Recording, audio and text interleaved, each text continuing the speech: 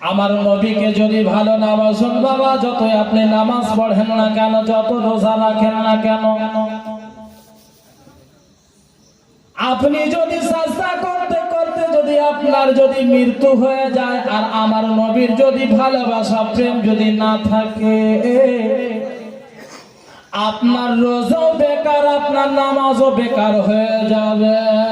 যার জন্য বলি বাবা গো, আমার নবীকে ভালোবাসুন বাবা, আমার নবীর ইশক মহব্বতে আপনি পাগল হয়ে যান। ও বেরাদার চলেন বাবা, আমার নবীর একজন পাগল, একজন আশিক, যার নাম হযরতে বেলাল হাবশী রাদিয়াল্লাহু তাআলা আনহু। বাবা গো, আজকে আমাদেরকে জালিমের হাতে মার খেতে হয় না, কাফিররা আমাদেরকে অত্যাচার করে না। বন্ধুরা আমার, যখন বাবা সাহাবীরা কলমা পড়েছেন বাবা চুপি চুপি, তখন তাদের উপরে কত অত্যাচার হয়েছে, কত জুলম সিতম হয়েছে।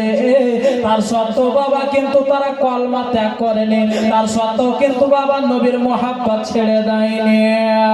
এত নবীকে ভালোবেসেছে বাবা, কাফিরদের মারও খেয়েছে, কিন্তু আমার নবীর প্রেমে পাগল হয়েছে।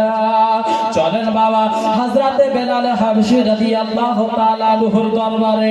বন্ধুরা আমার, আমার মা বোনেরা, বাবাজি ও ভাইয়েরা, হযরতে বেলাল হাবশী রাদিয়াল্লাহু তাআলা আনহু একজন কাফিরের বাড়িতে বাবা চাকর ছিল, দাসত্ব আপনার করত, দাসীর কাজ করত। বেরাদার বন্ধুরা আমার, হযরতে বেলাল হাবশী যে কলমা পড়েছে বাবা, তার কিন্তু মুনিফ উমাইয়া বিন খালফ কিন্তু জানে না। যার বাড়িতে কাজ করে বাবা, তার মালিক কিন্তু উমাইয়া কিন্তু জানে না।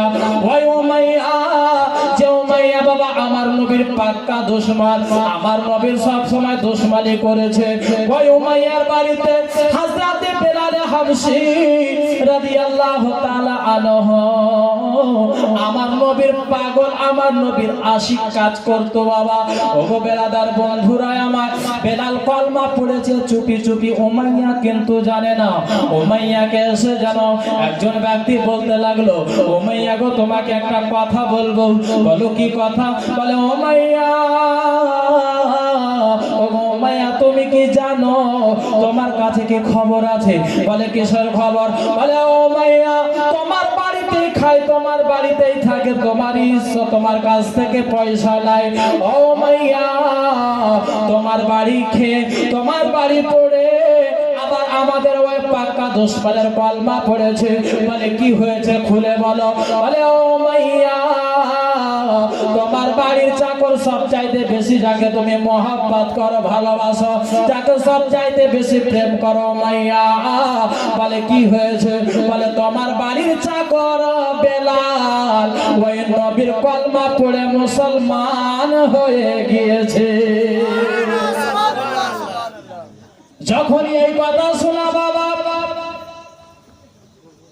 উমাইয়া যখন শুনেছে হযরতে বেলাল কলমা পড়ে মুসলমান হয়ে গিয়েছে, বিশ্বাস করতে পারে না, বিশ্বাস করতে পারে না, এটা হতে পারে না। কারণ আমি বেলালকে এতটাই ভালোবাসি, এতটাই মহব্বত করি গো, বেলাল আমার বিনা অনুমতিতে কোনো কাজ করে না, তো কলমা কেমন করে পড়বে? বলে গো উমাইয়া, তুমি একবার ডাকো তোমার ওই বেলালকে, তোমার ওই বেলালকে ডেকে তুমি জিজ্ঞাসা করো, দুধ আর দুধ, পানি আর পানি আলাদা হয়ে যাবে।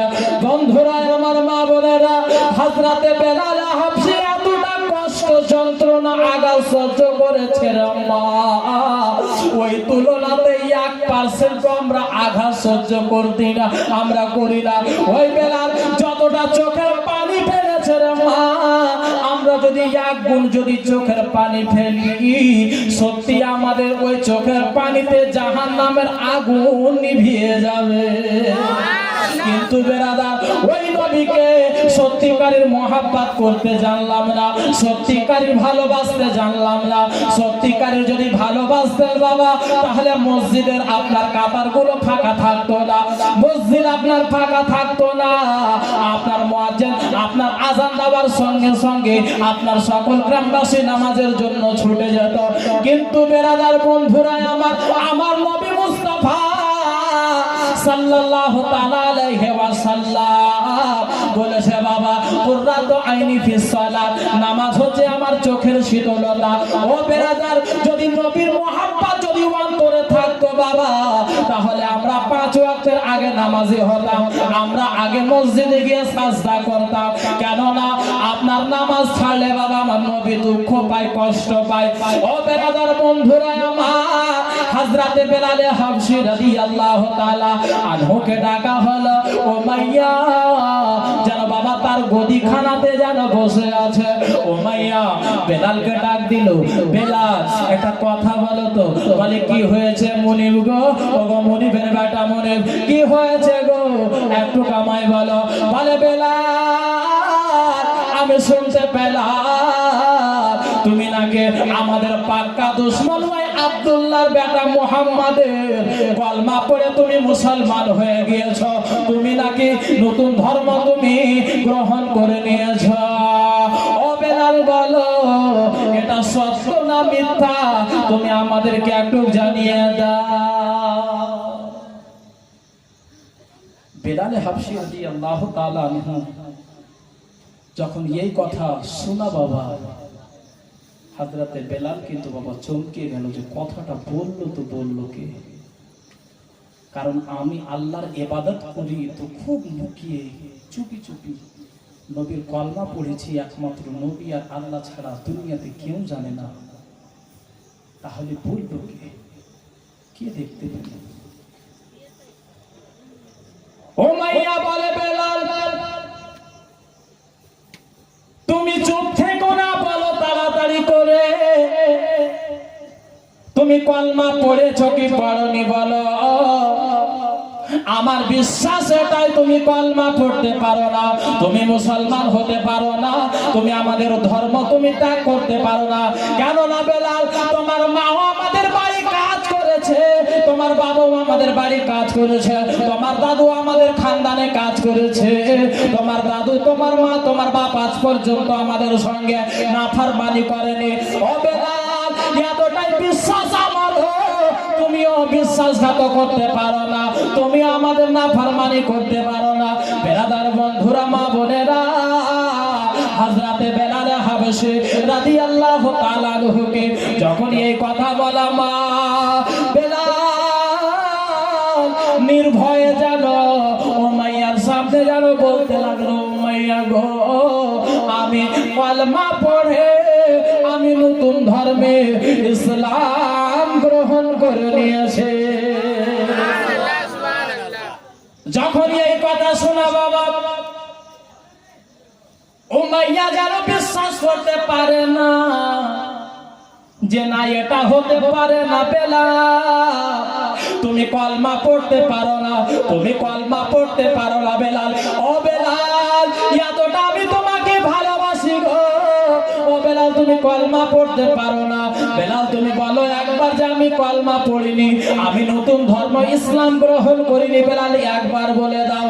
বেলাল বলতে লাগলো, ও গো উমাইয়া, ও আমার মুনিবের বেটা মুনিব গো, আমি কলমা পড়ে মুসলমান হয়ে গিয়েছি, আমি নতুন ধর্ম ইসলাম গ্রহণ করে নিয়েছি। বেরাদার বন্ধুরা আমার মা বোনেরা, বেলাল যখন এই কথা বলেছে, ও মাইয়া যেন রেগে রাগান্বিত একেবারে লাল টমটম হয়ে গেল। ও মাইয়া বলে, বেলাল, আমি তোকে এতটাই মহাব্বত করতাম বেলাল, আজকে তুই আমাদের ধর্ম ছেড়ে ইসলাম ধর্ম গ্রহণ করেছ। বেরাদার বন্ধুরা, আমার মা বোনেরা, উমাইয়া বলতে লাগলো, বেলাল গো, তুমি কলমা ছেড়ে দাও, ছেড়ে দাও, আবার তুমি আমাদের ধর্মে ফিরে আসো, আবার আমাদের ধর্মে ঘুরে আসো।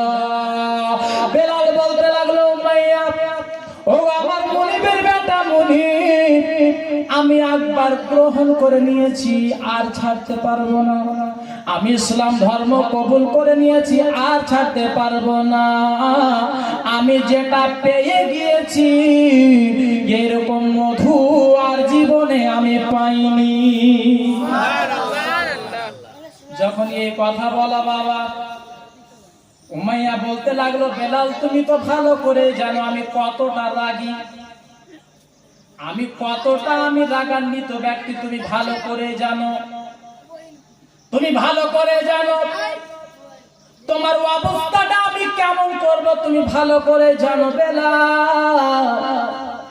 ও বেলাল, তার জন্য বলি বেলাল এখনো সময় আছে, তুমি কলমা ছেড়ে দাও, আবার আমাদের ধর্মে ফিরে এসো বেলাল। বেলাল কিন্তু বাবা কোনো মতে বলে না যে না, আমি যখন ইসলাম কবুল করে নিয়েছি আমি আর ইসলাম ধর্ম ছাড়ব না। আহারে বেলাল, হযরতে বেলাল হাবশী রাদিয়াল্লাহু তাআলা আনহু বলতে লাগলো, না আমি আর ইসলাম ধর্ম আমি আর ত্যাগ করতে পারবো না। এই কথা শোনা যখন বাবা হযরতে বেলাল যখন বলল, ওই আপনার উমাইয়া বলতে লাগলো, বেলাল তুমি কলমা ছাড়বে না? বলে না, আমি কলমা ছাড়বো না, আমি কলমা ত্যাগ করতে পারবো না। উমাইয়া এত রেগেছে বাবা, বেলালকে বলতে লাগলো, বেলাল তুমি একটা কথা বলো তো, তোমাকে কত টাকা দিয়েছে, তোমাকে এমন কি দিয়েছে যার জন্য তুমি কলমা ছাড়তে চাইছো? বেলাল বলতে লাগলো, ও উমাইয়া, মুনিবের বেটা মুনিব, আমাকে কোনো টাকা দেওয়া হয়নি, আমাকে পয়সা দেয়নি, একমাত্র নবীর মহাব্বতে আমি কলমাখানা পড়েছি। ওই নবীর মহাব্বতে, ওই নবীর প্রেমে আমি পাগল হইয়া ওই নবীর মহাব্বতে আমি কলমাখানা পড়েছি। যখন এই কথা বলা বাবা, উমাইয়া বিন খালদ যেন বলতে লাগলো, বেলাল, বেলাল গো, তুমি কলমাখানা ছেড়ে দাও। ঈমান দেখে, মুহাব্বত দেখে। হযরতে বেলাল হাবশী রাদিয়াল্লাহু তাআলা কোন মতেই যখন কলমা ছাড়তে চাই না, বেলালকে বলতে লাগলো, বেলাল তুমি এতটাই কালো, এতটাই কালো, এতটাই কালো যে রাতও তোমার থেকে বেশি ভালো। এ বেলাল, তোমাকে একটা কথা বলবো, তুমি যদি কলমা ছেড়ে দাও তাহলে আমি তোমাকে আজাদ করে দেব, আর তোমাকে এত পয়সা দেব, এত টাকা দেব, এত পয়সা, এত ধন দেব যে তুমিও বসে বসে খাবে, তোমার 14 পুস্তান বসে বসে খাবে, কিন্তু তোমার টাকা শেষ হবে না। বেলাল, তুমি যদি ইসলাম ধর্ম যদি ত্যাগ করে দাও তাহলে আমি তোমাকে এত সুন্দরী মেয়ের সঙ্গে বিবাহ দেব। বেলাল, তুমি এই মক্কা শহরে সবচাইতে সুন্দরী মেয়ে, চারদিকে তুমি আঙ্গুলি ভাবে, তোমার সঙ্গে বিবাহ দেব। বেলাল, তুমি কলমা ছেড়ে দাও। আহারে বেলাল, যখন এই কথা শোনা বাবা, বেলাল কিন্তু কোনো মতে মানে না। কেন মানবে? নবীর প্রেমে পাগল হয়েছে বাবা। যারা নবীর প্রেমে পাগল হয়ে যায়, দুনিয়ার সমস্ত টাকা পয়সা যদি তাকে দেওয়া হয় তবুও তাকে মানানো যাবে না। আহারে বেলাল, যখন উমাইয়া বলল, বেলাল তুমি কলমা খানা ছেড়ে দাও, কলমা ছেড়ে দাও, তোমাকে এত টাকা দেব, পয়সা দেব, তুমি কোনোদিন শেষ করতে পারবে না। ওগো বেলাল, তুমি যদি কলমা ছেড়ে দাও, তুমি যাকে বলবে তার সঙ্গে তোমার বিবাহ দেব। বেলাল গো, তুমি কলমা ছেড়ে দাও। বাবা কোনো মতে যখন বেলাল মানতে চাই না, বাবা গো, উমাইয়া রাগান্বিত ব্যক্তি, রাগী ব্যক্তি বাবা, এত রেগেছে, কোনো মতে যখন মানে না, উমাইয়া বলতে লাগলো, ও আমার সাথীরা, বেলালকে দুই হাতে দড়ি দিয়ে বেলালকে টেনে দাও, বেলালকে বেঁধে দাও। বেলালকে বাবা বেঁধে দেওয়া হলো। হযরতে বেলাল হাবশীকে বাবা যেন দড়ি দিয়ে যেন হাতখানা বেঁধে দেওয়া হলো। বাবা গো যখন হাতখানা বেঁধে দেওয়া হয়েছে বেলালকে বলে ওগো বেলাল তুমি কলমা ছেড়ে দাও এখনো তোমার উপরে আমি অত্যাচার শুরু করিনি তোমার উপরে এখনো আঘাত শুরু করিনি ও বেলাল আমি তোমাকে এতটাই মোহাম্মত করি ভালোবাসি বেলাল তুমি কলমা ছেড়ে দাও বাবা গো বেলাল বলে ও মাইয়া ওগো মনিবের বেটা মনিব আমি নবীর প্রেমে পাগল হয়ে কলমা পড়েছি আমি কলমা ছাড়তে পারবো না আমার জান নিয়ে নাও কলমা ছাড়বো না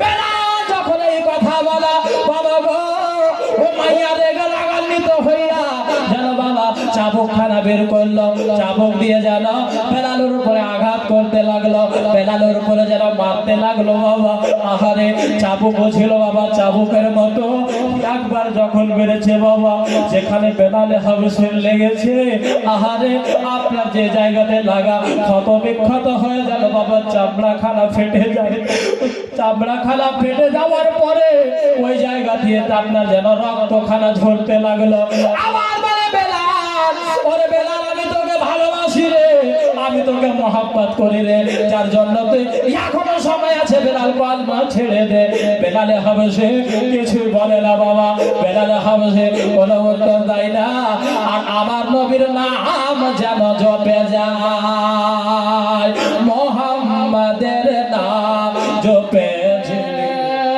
মোহাম্মদের নাম জপেছিলি বুলবুল তুই আগে তাই কিরে তোর কণ্ঠের গান এতই মধুর লাগে আরে মোহাম্মদের নাম জপেছিলি বুলবুল তুই আগে তাই কিরে তোর কণ্ঠের গান এতই মধুর লাগে বাবা গো বেলালকে যেন আঘাত করে বেলাল কোন মতে যেন বাবা গো আমার নবীর নাম ছাড়ে না আমার নবীর নাম যেন মুখে জপে আপনার যেন আমার নবীর নাম যেন বলে যায় আমার নবীর যখন নাম হযরত বেলাল হাবশী রাদিয়াল্লাহু তাআলা আনহু যখন জপে বাবা মুখে দেয় আমার নবীর নাম যখন উমাইয়া শুনে আরো যেন রেগে যেন লাল হয়ে যায় আবার যেন বেলাল যেন বাবা আপনার চাবুক লাগিয়েছে যখন বাবা বেলালকে আবার আঘাত করা বেলালের যেন শরীর দিয়ে যেন বাবা টস করে যেন রক্ত বন্যা বইতে লাগলো বেলালকে যখন আঘাত করলো রে আবার যেন বেলালে হাবশীর শরীর দিয়ে যেন রক্তর বন্যা যেন বইয়ে গেল আবার বলে বেলাল ওগো বেলাল এখনো সময় আছে বেলাল তুমি কলমা ছেড়ে দাও কলমা ছেড়ে দাও বেলালে হাবশী কিছুই বলে না বাবা শুধু আল্লাহর নাম জপে আমার নবীর নাম জপে বেলালের বন্ধুরা আমার বেলালে হাবশীকে আবার যেন চাবুক লাগাই বাবা আবার যেন শরীর দিয়ে টস টস করে যেন বাবা রক্তের বন্যা বইয়ে যায় বেলাল যেন আমার নবীর প্রেমে পাগল হইয়া বাবা যখন মারতে মারতে বেলাল যেন বেহুশ হয়ে গেল হযরতে বেলাল হাবশী যেন বেহুশ হয়ে গেল বাবা বেলালের বন্ধুরা আমার মা বলে বেলাল হাবশী আবার যখন হুঁশে আসলো বাবা দেখেন কত কষ্ট করে বেলাল কলমা খানা পড়েছে কত কষ্ট করে নবীকে ভালোবেসেছে কত আঘাত যন্ত্রণা সহ্য করেছে বেলাল হাবশীকে এতটা আঘাত করেছে বাবা উমাইয়া মারতে মারতে মারতে মারতে উমাইয়া যখন ক্লান্ত হয়ে গেল আবু জেহেল পাক্কা আমার নবীর দুশমন ওই আবু জেহেল বলে উমাইয়া দাও এবার তোমার চাবুকখানা দাও আমি বেলালকে মারবো আবার যেন বেলালকে মারার জন্য গেল আবু জেহেল বলে তোমাকে মারতে বড় কষ্ট লাগে কেননা তোমাকে আমি খুব ভালোবাসি গো বেলাল তুমি কলমা ছেড়ে দাও ও বেলাল তুমি কলমা ছেড়ে দাও কলমা ছেড়ে দাও বেলাল বলতে লাগলো আবু জেহেল গো জান দিয়ে দেব কিন্তু নবীর কলমা ছাড়বো না জান দিয়ে দেব কিন্তু নবীর কলমা ছাড়বো না বাবা আমরা নবীর দুশমন না আমরা নবীর দুশমন না নবীর আশিক নবীর দিওয়ানা না দুশমন জোরে বলুন নবীর দিওয়ানা ওই দিওয়ানা কিন্তু দুই প্রকারের হয় জানেন তো একটা হচ্ছে দিওয়ানা আর একটা হচ্ছে দিওয়ানা। জি, একটা নবীর জন্য জান দিয়ে দেবে আর একজন কাছে কিছুই দিব না। তো যাকে যখন নবীর দিওয়ানা বাবা, আমরা এখানে সবাই আশিক রাসূল বসে আছি। আচ্ছা, শর্মিলা নিজের মেয়ের জন্য 200 টাকা নগদ, 300 টাকা বাকি, ইনশাআল্লাহ দোয়া হয়ে যাবে। তো যাকে আপনারা সকলেই মনে হয় সকালবেলা খিচুড়ি খেয়েছেন নাকি? দুপুরে খিচুড়ি খেয়েছেন আসর পরে? হ্যাঁ, বিকালে না আসরের পর না?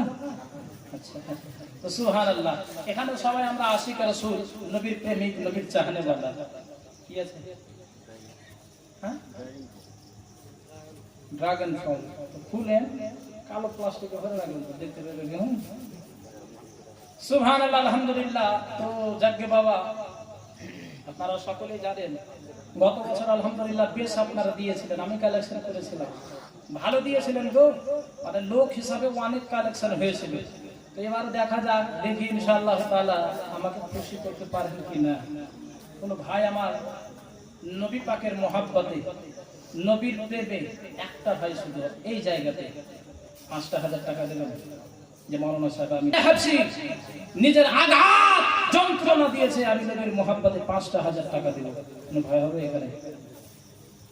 দেখেন, আপনার টাকা পয়সা ধন দৌলত সব থেকে যাবে, কিছুই যাবে না আপনার সঙ্গে, গ্যারান্টির সঙ্গে। আপনাদের ইমাম সাহেব বসে আছে, আমি এই অধম কোন কিছুতে গ্যারান্টি দিতে পারি বা না পারি, নবী পাকের মহব্বতে যদি আপনি দেন, আপনার দানও কবুল হবে আর নবীর সাদকাতে আপনি জান্নাতেও যাবেন। হবে না কোনো বাপ, কোনো ভাই আমার 5,000 টাকা হবে না? দেখি ইনশাআল্লাহ দোয়া হয়ে যাবে নবী পাকের মহব্বত। একবার শুধু হাত ধরে যেমন সব আমি দিন হবে হবে ইনশাআল্লাহ। বলছে মনে সাহেব সামনে কুরবানি হলো, আর কুরবানির এই বছর যে গরুর দাম 30,000-এর নিচে মনে হয় কেউ কুরবানি দেয়নি।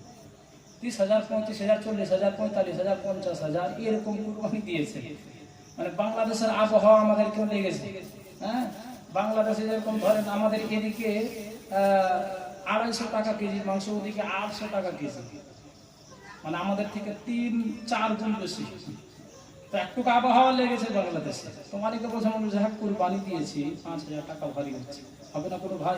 একটা 5 পাঞ্জাতানের দামে 5,000 টাকা হবে, হবে না? 1 মাস টাইম দিলাম আপনাকে, আমার পক্ষ থেকে 5,000 হবে না? ভাই বন্ধু আপন জনা সঙ্গে তোমার কেউ যাবে না, ভাই বন্ধু আপন জনা সঙ্গে তোমার কেউ যাবে না, যাবে তোমার আমল সাথে